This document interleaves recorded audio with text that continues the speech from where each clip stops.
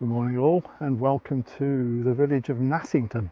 I only decided at 4 o'clock yesterday afternoon I was going to do this one, so preparation time has been minimal, but good excuse to have a roam around. The weather's not too bad today. Should be dry after 2 days of rain, and it's not too sunny, so it makes it easier for filming. So yeah, we're going to have a stroll around Nassington and see what's what. In terms of distant history, Domesday Book had it down as being a village belonging to the king. It was a sort of royal village, surrounded by a lot of trees, surrounded by a lot of woodland, and the only thing back then of significance was the church. Had a big church, a big Anglo-Saxon church, parts of which I'm led to believe are still there, so I hope to bump into the church later on. We can have a good look around there. Otherwise it's a case of wandering up and down the streets in a sort of broadly circular route and seeing what we can find. I know there's at least 7 pubs, or was at least 7 pubs, and I think I've found most of them, so at least we can pick up on those on the trip round. So we're going to get off and see what's what.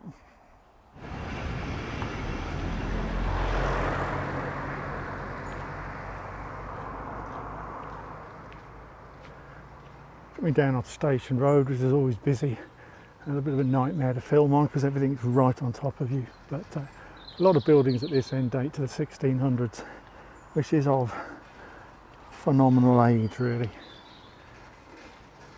when you consider back in the 1600s when these were built, we were still discovering America, colonizing America.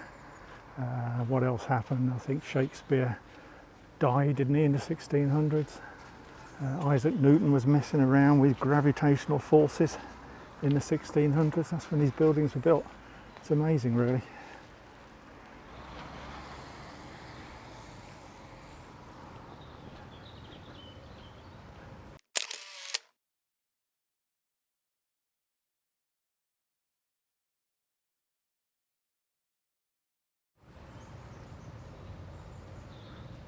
All the serious age really on Station Road is at this end.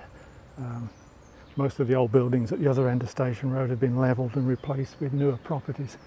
These are the survivors.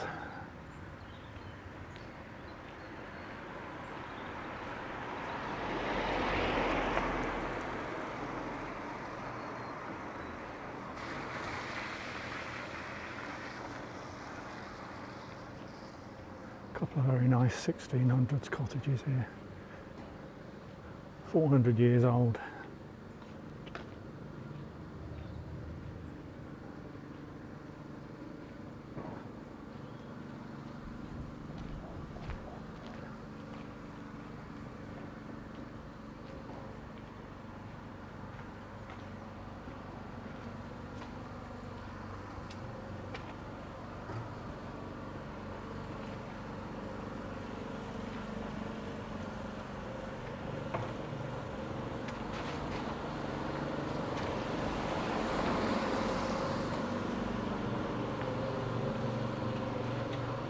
There's an old chapel building on the left coming up. It's just marked on maps as Independent Chapel.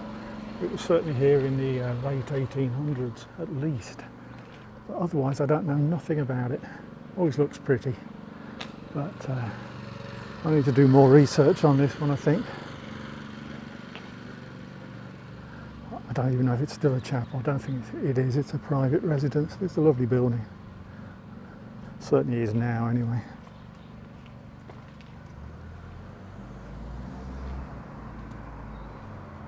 Oak Cottage to my left here, which is the 1600s, and the Queen's Head, which you all know is definitely a 1600s. Been in there a few times.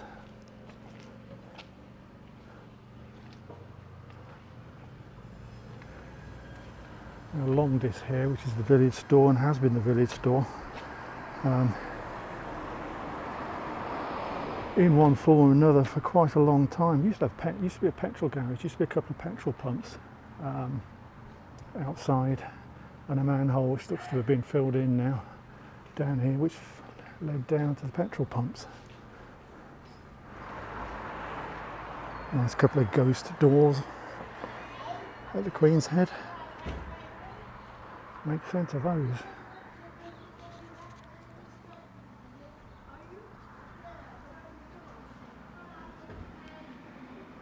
That one, I believe, used to be the boat pub. I'm not 100%, but I'm at least 95% sure that was the boat pub. Goes back to the mid 1700s. Not necessarily as a pub, and I have no idea when it closed, but I am sure it's the boat pub.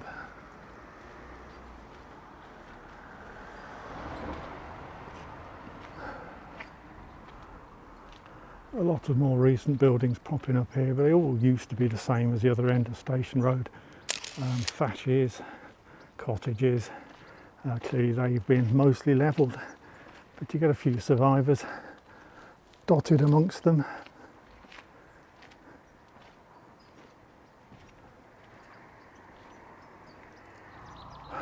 Lovely old building on the left there, known as Greystones. Another 1600s. I think it's got a date stamp on it somewhere, date stone. 1698, I think. I can't see it, but it is on there, I'm told.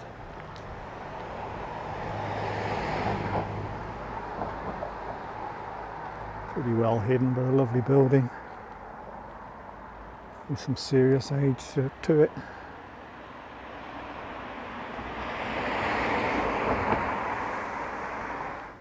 The thatch on the right,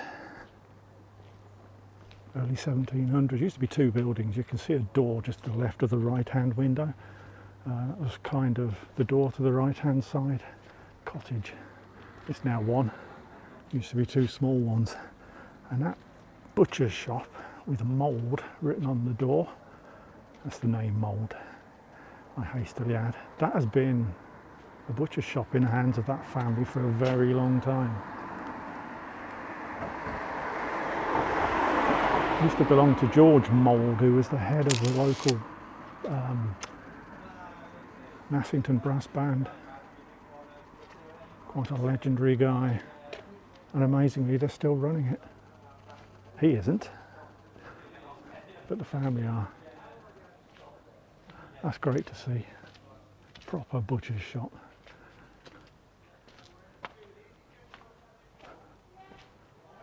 We'll have a look coming back the other way in a minute, probably get a better view.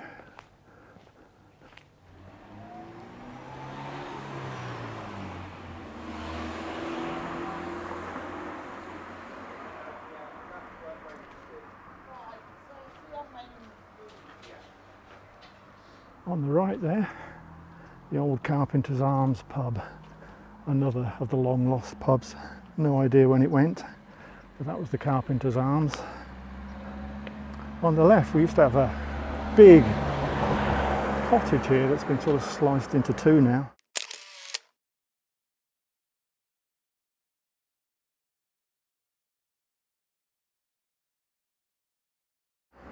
Under two different names, the Nutshell and the Berry Side. Dates back to 1640s, there you go, the date stamp, 1648, thank you. Look at the doorway on this as well. Lovely and old. But yeah, I used to have a bit sticking out here, and I think it continued this side, although it's been sort of cladded over now. It's still part of the same building. You see the original stonework. Right, you all know what this is, was, could still be again. The Black Horse Inn, built in 1674, and I think it was a pub right from the start. Closed in 2019.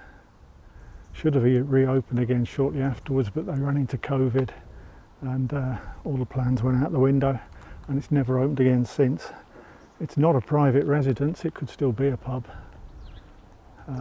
Just needs someone to take it over and put the money in, I suppose.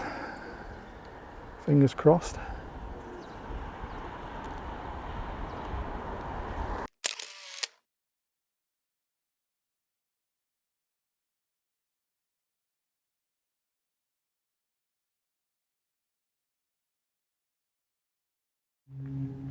Right, going to take a bit of a green diversion here, out of the village. Not sure this is going to work, but I want to go and see something if I can.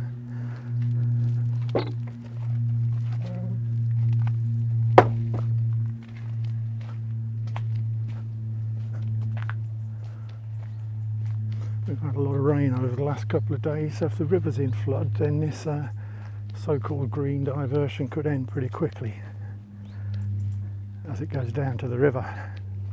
Might be okay.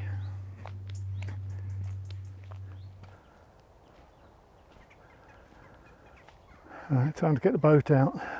So I don't have my wellies on here. This could be fun.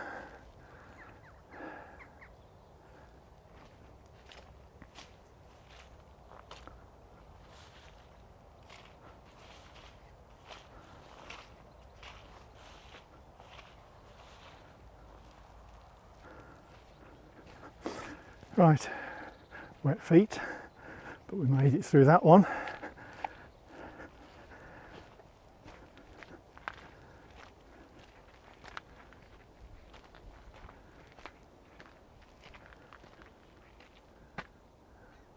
It's not quite flooding fully yet, but there's a lot of water coming down from the Northampton direction, so I think it could flood later in the day.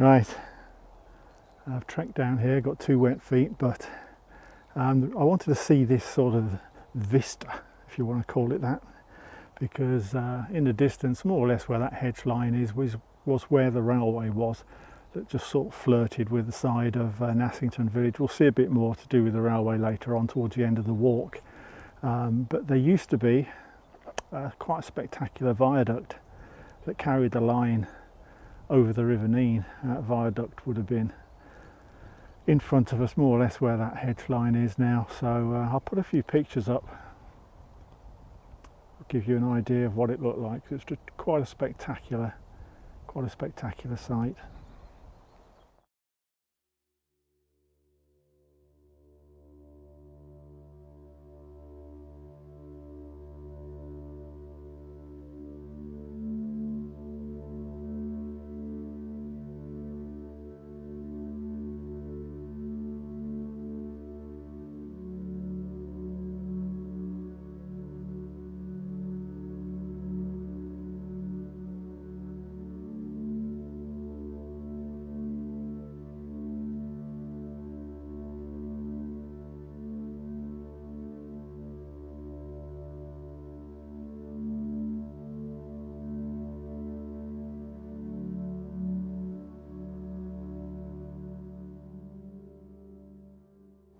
There you go, the wonderful Nassington Railway Viaduct.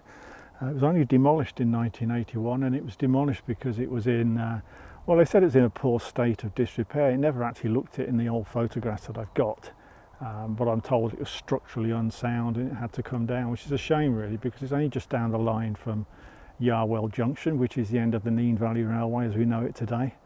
And it would have been fantastic to extend the line over this viaduct. You can imagine steam trains coming over our own sort of version of the Ribblehead Viaduct. I know it's not quite as spectacular, but it would have been a bit of an attraction to be able to run trains over the viaduct, maybe into Nassington before going back down the Nene Valley Railway. But won't happen now. But yeah, it was a spectacular and only relatively recently lost railway viaduct. Right, let's head back.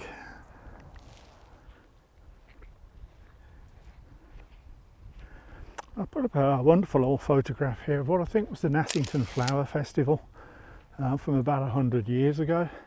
Now I've always wanted to know where this was, but based on the River Nene that you can see, it's somewhere here. I mean, when I say somewhere here, it doesn't necessarily mean it was in this field, but it was somewhere probably within, I don't know, 200 yards of here. Could have been anywhere. Bearing in mind, these houses weren't here. These are much newer. But yeah, it was a big event, and as you can see, a very busy one. And yeah, it was somewhere down here, somewhere in this vicinity. If you know exactly where, then please do share a comment. I've tried on Peterborough Images before to actually nail it. We just decided it was somewhere around the back of these houses.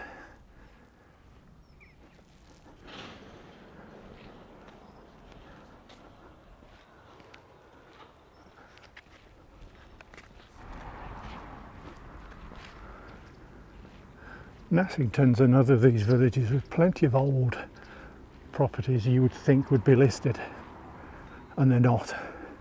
And you think, why not? And I have no answers. These wonderful cottages on the left here, just not listed.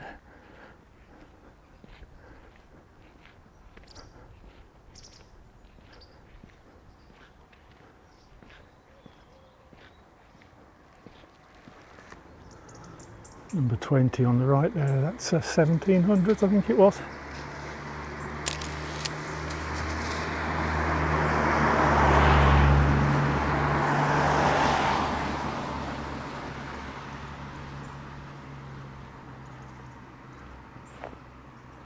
I think these are all 1700s, Walnut House, yeah. I think it was mid to late 1700s. Nassington School on the right. It's hard to find any details out about this one. Based on when it was on maps and when it wasn't on maps, it looks like it dates to about 1890s. Again, correct me if I'm wrong, but it wasn't on an 1880s map, it was on a late 1890s map, so that's where I'm going to put it. There used to be another school, I think, on Wood Newton Road, which may have been older, but that's long since been levelled. So this is the only one still standing. It's certainly got some age, so I think 1890 would be about right. Could do with a date stone somewhere, and I don't see one.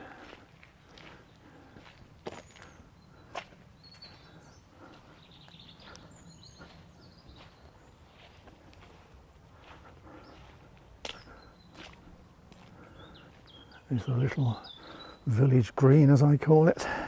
Done many a walk where I've crashed out on that bench. According to old maps, the building on the left used to be a post office. Some say the first post office, but I think there were a couple on Station Road, that predated it. But it was a post office. It's on a map that I have. And there's a cracking building. That's Nassington House. No idea of date, but that's got to be going back to 1700 surely. Very nice.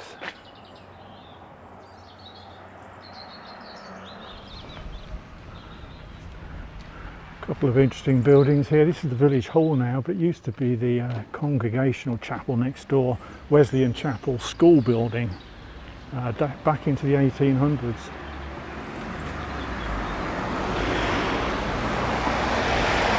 It was purchased to become the village hall in 1983, and it looks like it was extended in 1998, but it actually goes back a lot further than it actually looks. It says erected 1912 at the top, but I've got 1880s documents with this on as a school building, so I think it goes back longer than that. I think it's just been tweaked a lot and redated a lot. And that is Wesleyan Chapel, as was, is now Chapel House, presumably private. But yeah, I don't know the exact date. There's a date stone at the top, looks like 1875, which is probably the same as the school building next door, or the Wesleyan school building.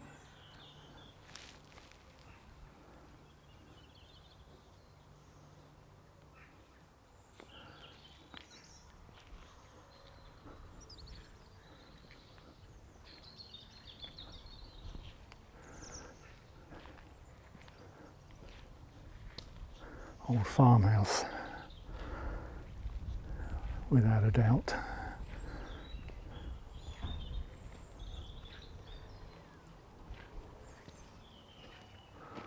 Somewhere on the right here was the village pound, and no doubt one of these walls is a remnant of the village pound, but I can't tell you which one it is, but it's one of them.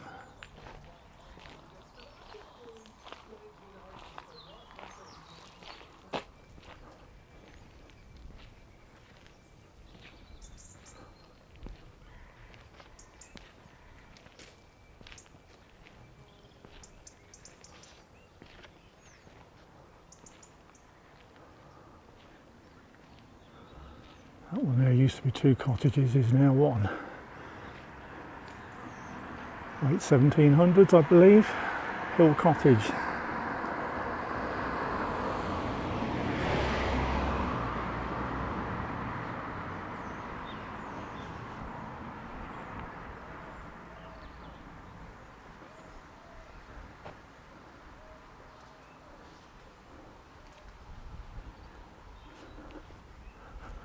That's a belter. I can't tell you much about it, but that is a lovely house, unspoilt. Looks a bit haunted to me. Very nice.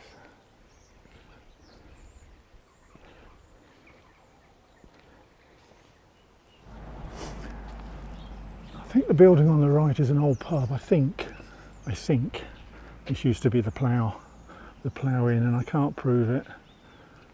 Nobody seems to know where it was apart from somewhere up here. But I think that was the plough inn.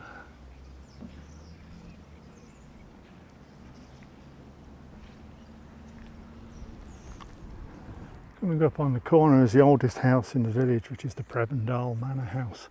And I spent a long time last night trying to understand what the hell a Prebendale is, or the Prebend was, and I'm not sure I made any sense of it. It was a title allocated by Lincoln Cathedral. Nassington sort of had to look after several parishes around here, and had staff, if you can call it that, religious staff who were based at this manor house to do that job. Exactly what they did, I don't know. And that's the bit I couldn't really get. But prebends were fairly common back in the sort of medieval times, and this dates right back. I mean, there's 1200s, 13th century, in other words. Bits and bobs on this building, but they're mostly around the back, so we can't see them, which is unfortunate. They do have open days, but you can't see them from the front. But it's a very, very old building indeed.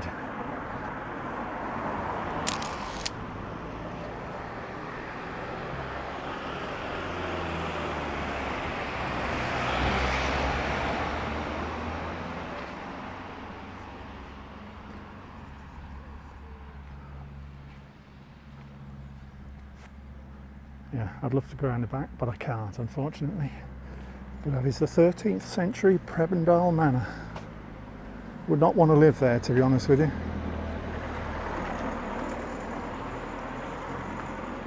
Right, the church. Find a way in. I should know how to get in. I've done weddings here. It's down the hill.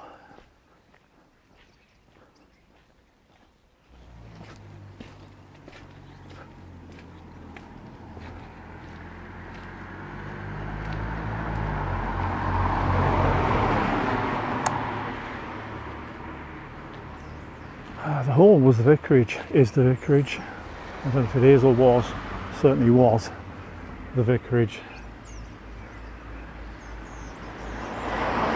And this is the church of St Mary, the Virgin and All Saints, or St Mary and All Saints if you prefer.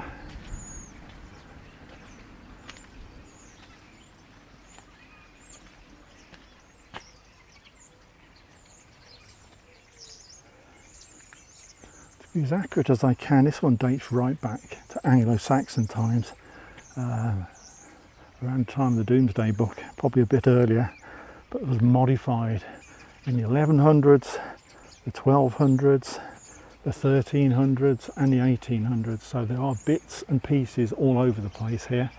But the good thing is, when they modified it, they tended to keep the really old bits, so it's all bits and pieces, but the old bits are still around.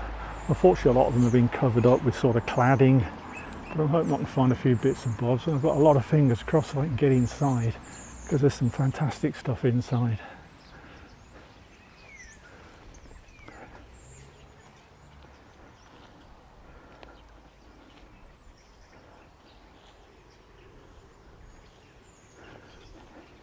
That in front of us looks like a trough, is the base stone of a medieval churchyard cross. How old, I don't know. Is it Anglo-Saxon? I don't know. Probably somewhere between 500 and 1500, strictly speaking, if it's medieval, but yeah, it's the base of an old cross.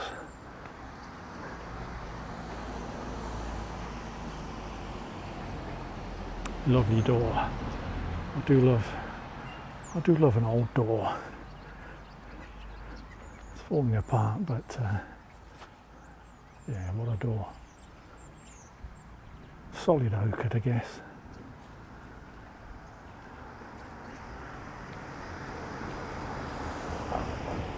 Right, the tower. The bottom 3 layers. Let me just get a better angle on this.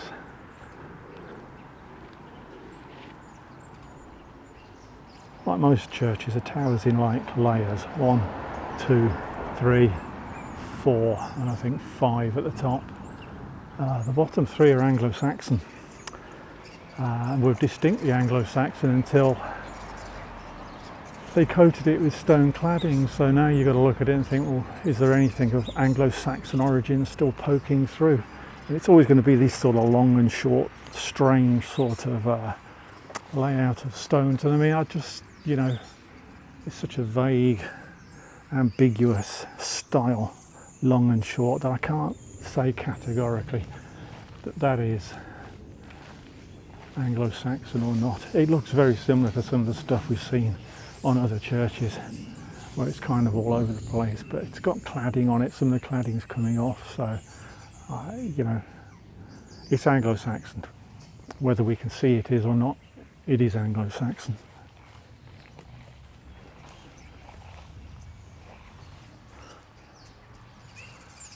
And the doors are a mixed bag really, because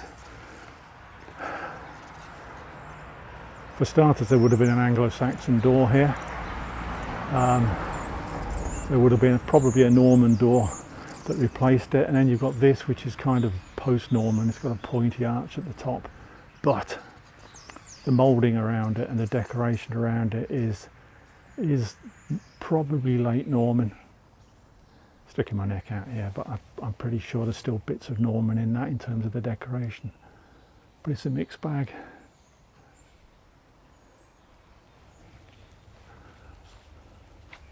The side of this lean-to, the side wall of this lean-to, I think was also Anglo-Saxon, but has been covered up. But I don't know. I just look at this sort of brownish coloured stone and think this is probably where the Anglo-Saxon stuff lies, but as I say, I don't know enough to be certain.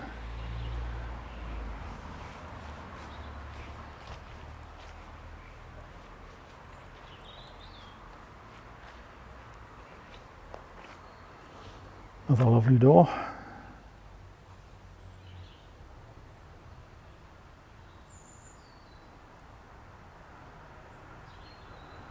I think that's probably, I mean, it's got a rounded arch on it. I would call that a fake Norman door. I don't think it's Norman. I think it's in the Norman style, but I don't think that's Norman. Sticking my neck out here, I'm going to upset some people that know more, but I don't think that's a genuine Norman door. It just wasn't elaborate enough.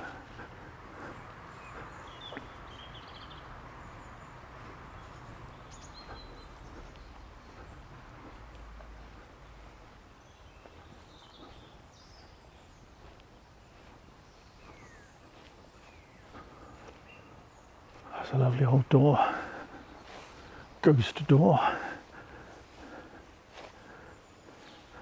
don't know how old that is. Whenever you see a pointed triangular top to any sort of door or window, you're kind of inclined to think that's Anglo-Saxon, but it's not. It's not. I'm sure it's not. Maybe in an Anglo-Saxon style, but that's it.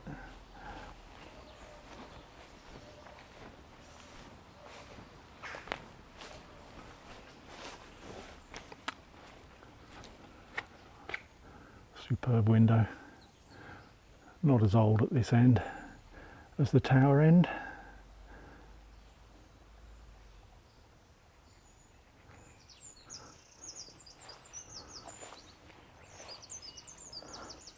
Couple of nice chest tombs over there.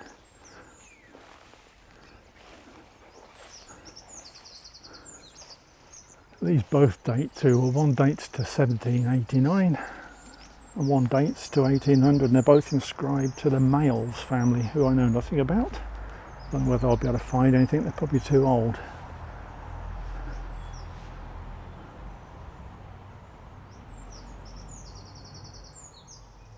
That's the 1789 one. Another lovely door there. very hard to read, but people who have made the effort have identified these as 1789 and this one 1800, which you can actually see inscribed down there. 1800.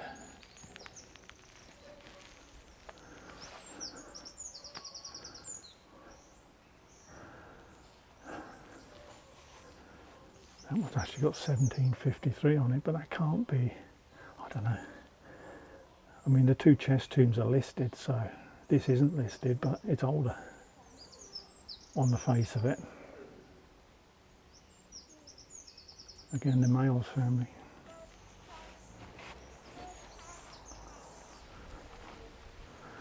You can't beat an overgrown graveyard. Sort of adds character to it all.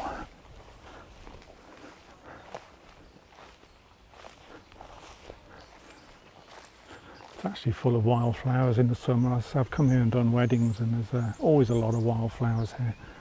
So it's probably looked after as a bit of a nature spot, as all graveyards should be, really.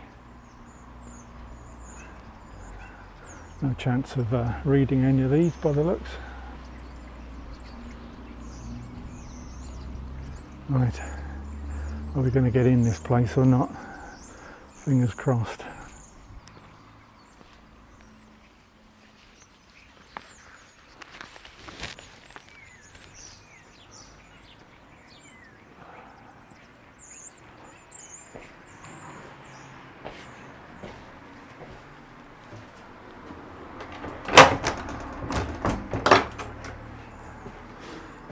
The answer is no. That's a shame. Inside the church there's some nice little Anglo-Saxon bits and bobs, and a couple of bits of Norman architecture and bits and bobs, and particularly wonderful shaft of an Anglo-Saxon cross, fully decorated. I'd love to be in there. I was really hopeful of getting in. I'm told it's usually open. It's not open. Never mind.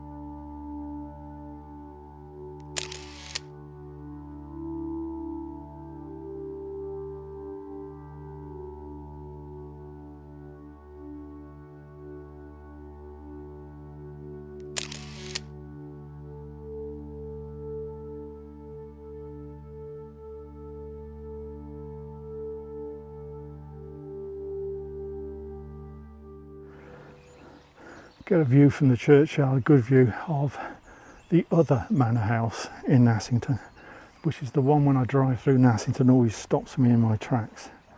It's a stunning looking building with bits and bobs that make you think, geez, how old is that? It's an old manor house and it dates to the early 1500s. And that's mind-blowing. Really is. That ghost door at the front is actually, there used to be a passageway that went right through to the back, because it used to be like separate compartments separated with a passageway, and that what looks like a ghost door is actually an entrance to the passageway, which has obviously been walled up now.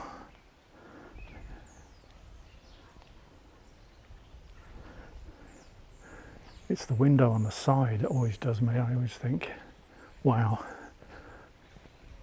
as you'll see in a moment.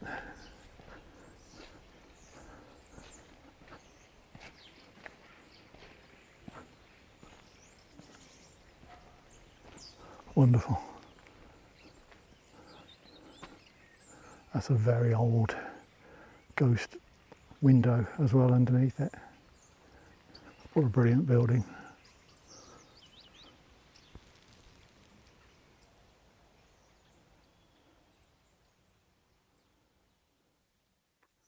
Right, time for another pub.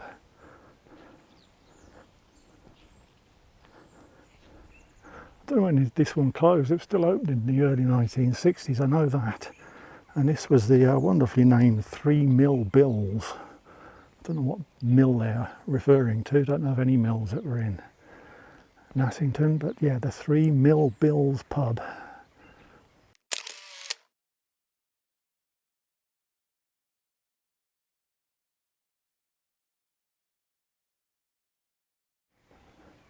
Still known as the 3 Mill Bills today. What a lovely building. Very nice.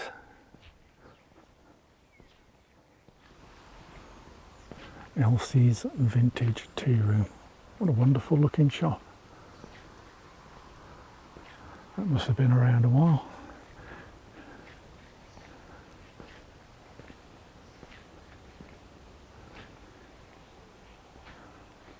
Very nice.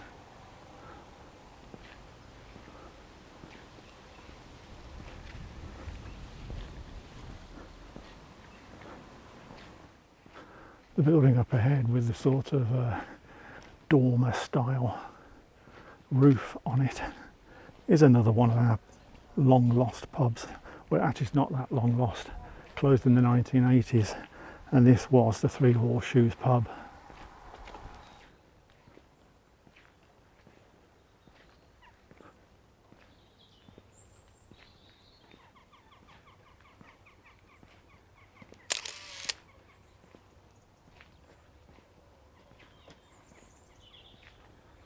Morning.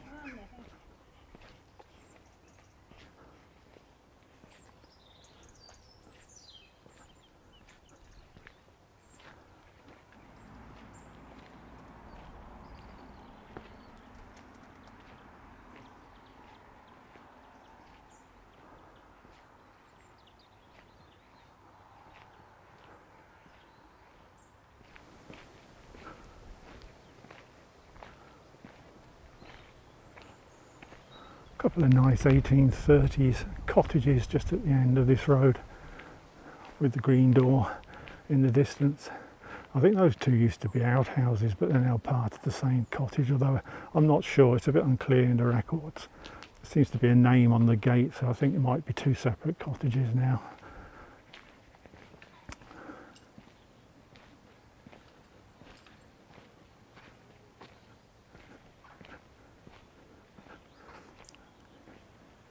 Very cute.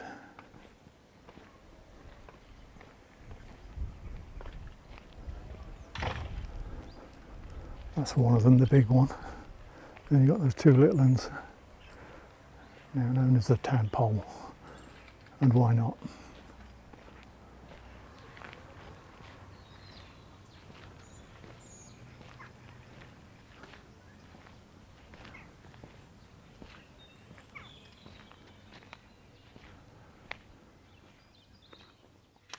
Frog Hall.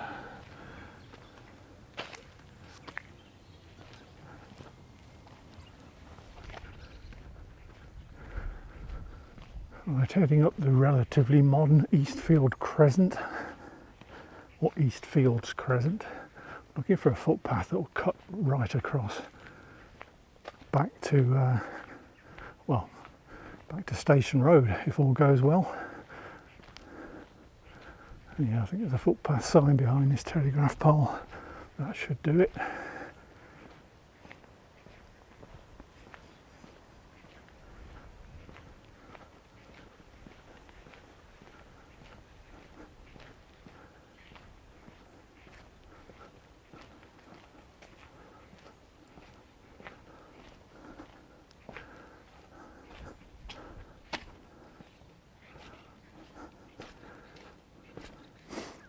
Either a footpath or heading into someone's back garden.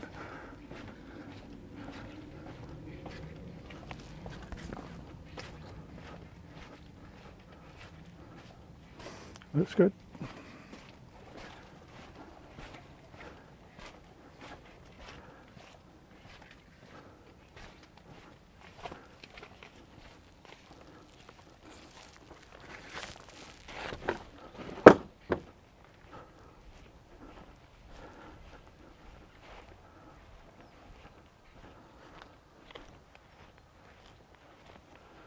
So I left down in the sort of more hollow area just behind those telegraph poles with some clay pits. In fact, there was some brick pits. They actually, as a lot of villages did, they had small clay pits and they made their own bricks, and they were just over there to the left, Nassington clay pits, or on some of the maps Nassington brick pits. Very small.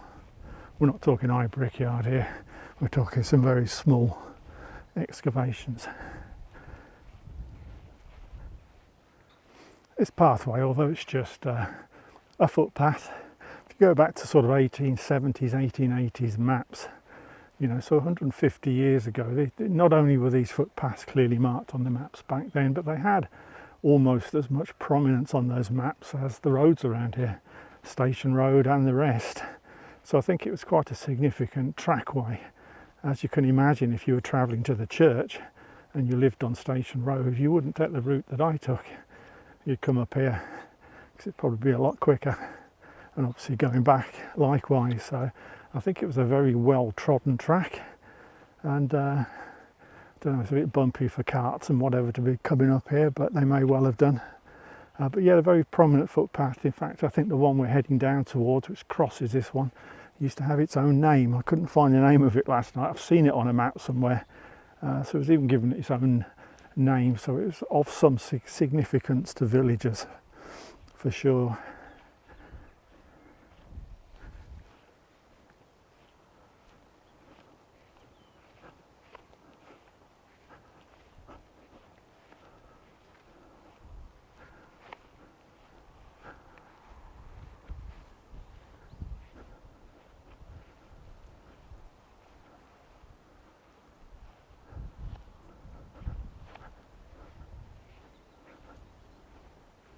Right, we're coming to our path intersection now, and I need to go left. Do I really want to go over that stile?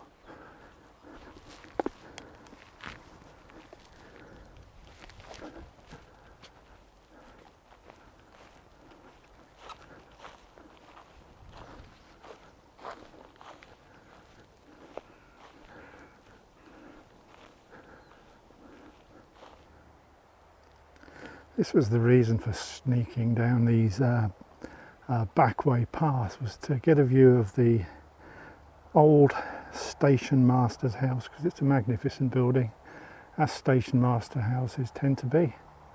The railway station was actually behind it, pretty much as we're looking now in those trees. I don't think there's anything remaining. In fact, I know there's nothing remaining. And yeah, but that's the station master's house, looking real good, which would have opened when the line opened in the mid 800s. And I mean, the station closed, I think, to passengers in 1957, and the line itself closed in 1966, I think it was. So around about that time,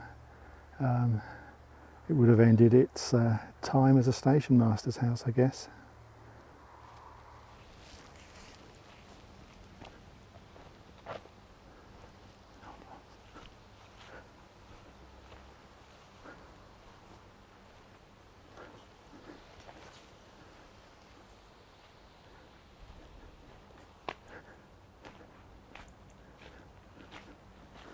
Right, around the back of Station Road now.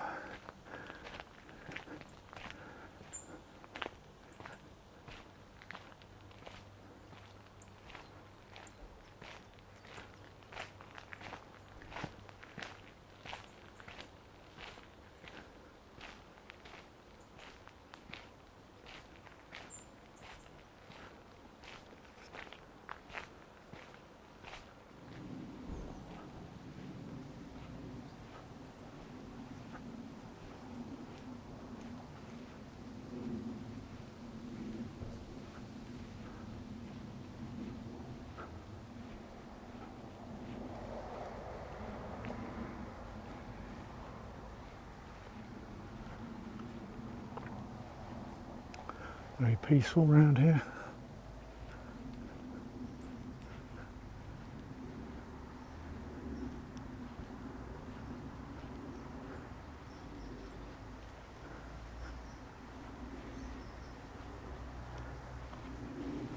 Very nice.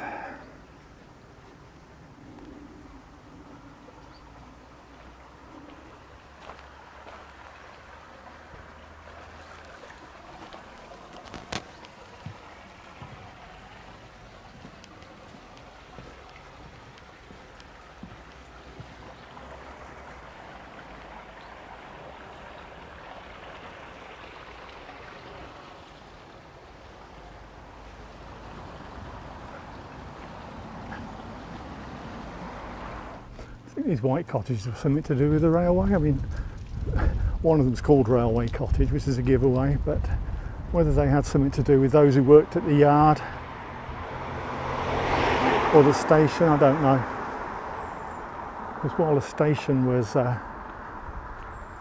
our left here, on our right, I was very tempted to walk up there, but I won't. I know there's nothing up there worth seeing. But it used to be the old station yard, as you can see from the sign. There used to be some sort of goods shed there, a lot of sidings, probably loaded up a load of stuff of an agricultural nature, taking off to market.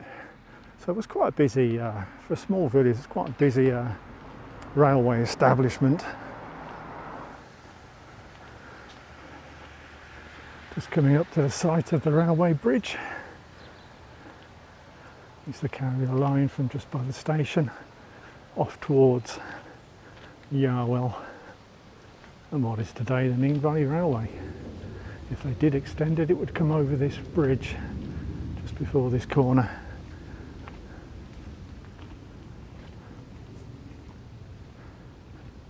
As I say, there's nothing left of the station, but it would have been up.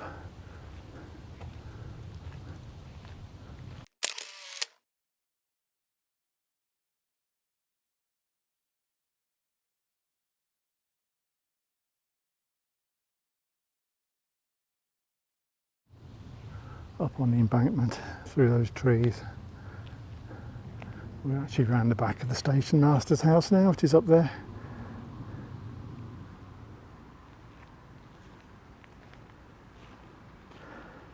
Footings of the bridge is all that's left.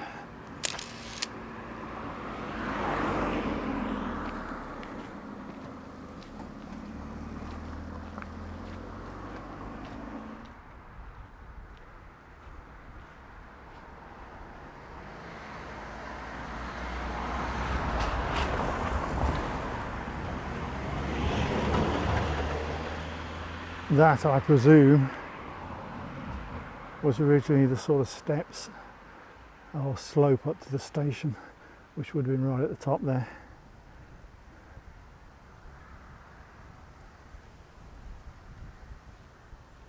There you have it. That's Nassington for you. Best I could do, a bit of a rush job, and I knew it would be tough down Station Road. It's very cramped, there's a lot of people, a lot of cars, and the houses are right on top of you, but I've tried to cover them the best I can. But it was never going to be great. But it was a good stroll, I quite enjoyed it. There's plenty of history here, a lot of stuff that's kind of not listed, and therefore I don't know anything about them. So I could have doubled the number of buildings I really covered. I just hadn't got anything to say about them apart from they look great. So gutted I couldn't get in the church. It's supposed to be open. It says on the internet that it's open, but it was definitely closed. There's some great stuff in there I'd love to have seen. So that was a bit frustrating, but can't do anything about that. Plenty of other things to see. And I even charmed a couple of people who jumped on me and said, "Hey, what are you doing on my road?" Some people get very shirty. I'm sure what I'm carrying must look like a gun to some of them, and they get a bit jumpy. But I think I won them over in the end. They looked quite interested, or sounded quite interested, so hopefully they didn't take too much offence from what I was doing. So thanks for joining me as ever, and add any comments as ever under the video on YouTube or Peterborough Images. Click on that subscribe button if you haven't already done so. It does help me out a lot. And aside from that, I'll have to find somewhere else before the snows come. And well, I'll do it even if the snows come, but I'll seek out a few villages that I haven't covered. If you live in a village, or you know a village that you think that would make a great video, please help me out and give me a shout, because I'm just looking at maps and I don't really know one from the other really. So feel free to join in and help me to plan my next walk out, and wherever that is, I will see you then. So thanks again.